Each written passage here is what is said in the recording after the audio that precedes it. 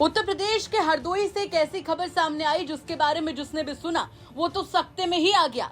दरअसल यहाँ एक पति एक मुकदमा दर्ज कराने पहुंचता है, वो भी ऐसा जिसे सुनकर पुलिस भी सन्न रह जाती है।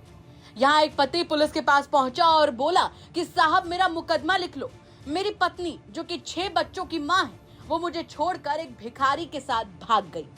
ये सुनकर तो मानो सन्नाटा सा छा जाता है। दरअसल ये पूरा मामला हरदोई के हरपालपुर कोतवाली क्षेत्र का है, जहां एक पति थाने पहुंचता है और मुकदमा दर्ज कराते हुए बताता है कि उसके 6 बच्चे हैं और उसकी पत्नी को एक भिखारी भगा कर ले गया।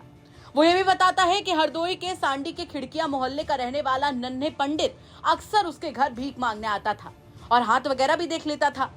पति के मुताबिक उसकी पत्नी अक्सर भिखारी से बातें भी करती रहती थी, जिसे उसने कई बार देखा था। लेकिन 3 जनवरी को उसकी पत्नी सब्जी और कपड़े खरीदने की बात कहकर निकली और वापस ही नहीं आई। इसी के साथ वो घर में रखे पैसे भी लेकर चली गई, जो कि उसने भैंस और मिट्टी बेचकर जमा किए थे। नन्हे पंडित हाँ भिखारी हमारी पत्नी को ले गए। हाँ और उसके बाद में हम घर में पूछा तो वो नंबर दोनों देखे तो बंद निकले। हाँ उसके बाद में हमने जब घर देखा तब माल भी नहीं मिला और पैसा भी नहीं मिला। कम से कम 1,60,000 रुपए नकद में हमारी जान में था और फुल माल जेवर था। हाँ और दूध का पैसा था। उसकी डिटेल निकलाने से पता लगेगा कि कितना पैसा था सारा। क्या बच्चे हैं आपके? कितने साल पहले शादी हुई? 6 बच्चे हैं और 20 साल पहले शादी हुई थी और नन्हे हैं प्रेम सागर के लड़के और खिड़किया मोहल्ला है और वो पकड़े जाए, उन पर मुकदमा लिखवाया जाए। हम यही चाहते हैं और पत्नी हमारी वापस दिलवाई जाए।